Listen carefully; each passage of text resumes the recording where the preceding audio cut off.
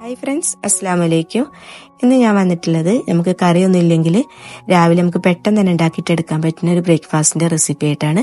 അപ്പോൾ ഇതിന് ഗോതമ്പ് പൊടിയും അതുപോലെ തന്നെ ഒരു നേന്ത്രപ്പഴം ഉണ്ടായാൽ മതി. നമുക്ക് എളുപ്പത്തിൽ തന്നെ ഇത് ഉണ്ടാക്കിയിട്ടെടുക്കാം. അപ്പോൾ അതാ അതിന് വേണ്ടിയിട്ട് ഒരു പാൻ വെച്ചിട്ടുണ്ട്. ചൂടായി വന്ന അതിലേക്ക് 1-2 ടേബിൾ സ്പൂൺ ഗീ ഒഴിച്ചു കൊടുക്കുക. എന്നിട്ട് അതിലേക്ക് ഒരു നേന്ത്രപ്പഴം ചെറുതാക്കിയിട്ട് കട്ട് ചെയ്താൽ ചേർത്ത് കൊടുക്കുന്നത്.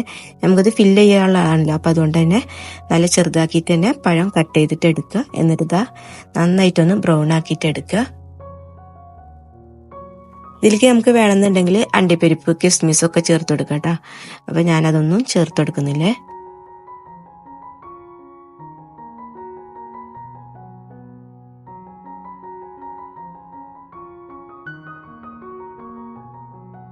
പഴം നന്നായിട്ട് ബ്രൗൺ ആയിട്ട് വന്നിട്ടുണ്ട്. ഇനി നമുക്ക് ഇതിലേക്ക് 1.5 കപ്പ് തേങ്ങ ചേർത്ത് കൊടുക്കുക. എന്നിട്ട് ഒന്നുകൂടെ നന്നായിട്ട് വഴറ്റി കൊടുക്കുക. തേങ്ങ ഒരുപാട് അങ്ങ് ഡ്രൈ ആയിട്ട് പോകരുത് കേട്ടോ. ആ ഒരു രീതിയിൽ നമ്മളിത് വഴറ്റിയിട്ട് എടുക്കേണ്ടത്. ഇനി നമുക്ക് ഇതിലേക്ക് മധുരത്തിന് ആവശ്യത്തിന് 1/2 കപ്പ് പഞ്ചസാര ചേർത്ത് കൊടുക്കുക. നിങ്ങൾക്ക് വേണമെങ്കിൽ ശർക്കര ഉരുക്കിയിട്ട് ചേർത്ത് കൊടുക്കുക കേട്ടോ. അതൊക്കെ ഓരോരുത്തരുടെ ഇഷ്ടത്തിനനുസരിച്ചിട്ട് നമ്മൾ ചെയ്തെടുക്കുക. എന്നിട്ട് നന്നായിട്ടൊന്ന് ഇളക്കി കൊടുക്കുക.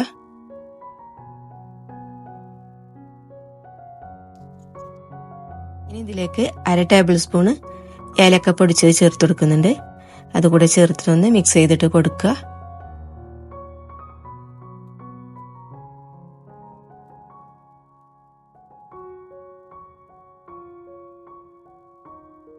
ഇപ്പൊ ഫില്ലിങ് ഇവിടെ റെഡി ആയിട്ടുണ്ട്.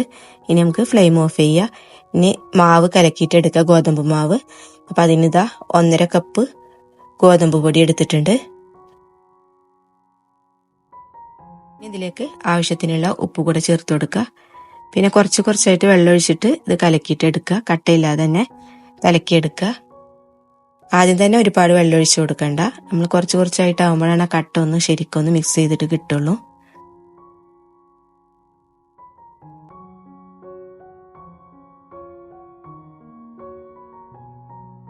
ഇത് നമുക്ക് രാവിലെ തന്നെ എല്ലാം വൈകിട്ട് കുട്ടികൾക്ക് സ്കൂളിലുള്ള ടൈമിലൊക്കെ ആണെങ്കിൽ അവർ വരുന്ന സമയത്തേക്കൊക്കെ ഉണ്ടാക്കി വെക്കാൻ നേരത്തെ തന്നെ നമുക്ക് ഉണ്ടാക്കി വെച്ചാൽ മതി.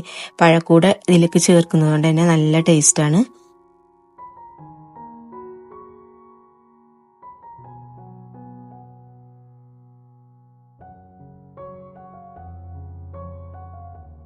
മാവ് നന്നായിട്ട് മിക്സ് ആയതിനു ശേഷം അതിലേക്ക് 1 ടേബിൾ സ്പൂണ് ഗീ കൂടെ ചേർത്ത് കൊടുത്തിട്ട് നന്നായിട്ടൊന്ന് ഇളക്കി കൊടുക്കുക.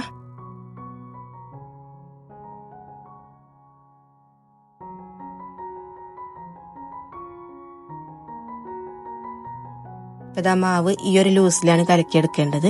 ഇനി ഇതാ പാന് വെച്ചിട്ടുണ്ട്. നമുക്ക് ഓരോരോ ദോശ പോലെ ചുട്ടെടുക്കാം.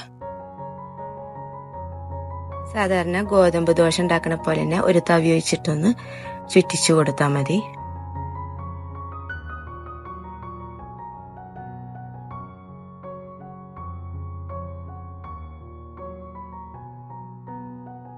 ഇനി ഇതുപോലെ ഒരു സൈഡ് ആയി കഴിഞ്ഞാൽ മീതെ ഗീ ഒഴിച്ചു കൊടുക്കുക. എന്നിട്ട് നമുക്കൊന്ന് മറിച്ചിട്ട് കൊടുക്കുക. 2 സൈഡും ലൈറ്റ് ആയിട്ടൊന്ന് ആയി കഴിഞ്ഞാൽ നമുക്കിത് ഫില്ലിങ് വെച്ച് കൊടുക്കാം. നിങ്ങൾക്കിത് മൊരിഞ്ഞിട്ടുള്ള റോളാണ് ഇഷ്ടമെങ്കിൽ കുറച്ച് നേരമൊക്കെ ഇട്ടിട്ട് മൊരിച്ചെടുത്തിട്ട് ഫില്ല് ചെയ്താൽ മതി കേട്ടോ. അതല്ലെങ്കിൽ നമ്മൾ ഫില്ല് ചെയ്ത് റോൾ ചെയ്തതിന് ശേഷം പാനിൽ കുറച്ച് നെയ്യ് ഒഴിച്ചിട്ട് ഇങ്ങനെ ഫ്രൈ ആക്കിയിട്ട് എടുത്തിട്ടാണ് കഴിക്കാൻ ഇഷ്ടമെങ്കിൽ അങ്ങനെയും ചെയ്യേ. ഇങ്ങനെ നമുക്ക് ബാക്കിയുള്ളത് ഓരോന്നും ചുട്ടെടുക്കുക. ഓരോന്നും ചുടുന്നതിനനുസരിച്ചിട്ട് ഫില്ലിങ് വെച്ചിട്ടൊന്ന് റോൾ ചെയ്തെടുക്കുന്നതാണ് ഏറ്റവും നല്ലത്.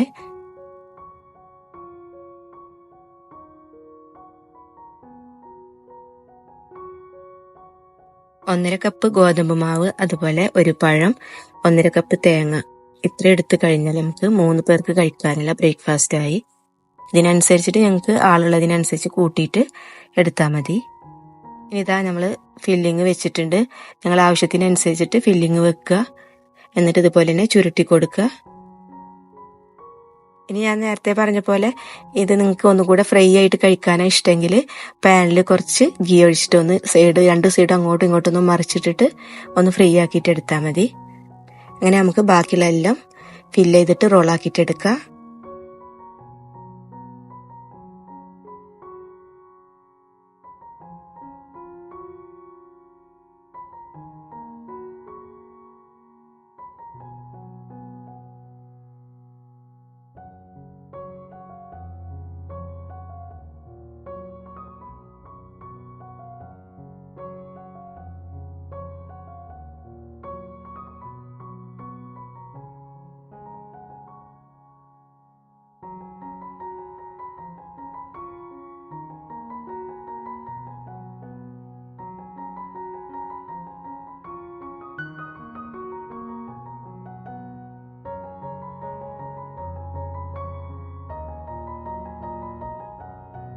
അങ്ങനെ ഇവിടെ എല്ലാം റെഡിയാക്കിയിട്ട് എടുത്തിട്ടുണ്ട്. അപ്പോൾ എല്ലാവരും ഇതുപോലെ തന്നെ ഒന്ന് ഇടയ്ക്കൊക്കെ നമുക്ക് അറിയില്ലാത്ത ടൈമിലൊക്കെ ഒന്ന് ട്രൈ ചെയ്ത് നോക്കിയാൽ മതി. അപ്പോൾ ഇൻഷാ അല്ലാഹ് ഇനി നെക്സ്റ്റ് വീഡിയോയിൽ കാണാം.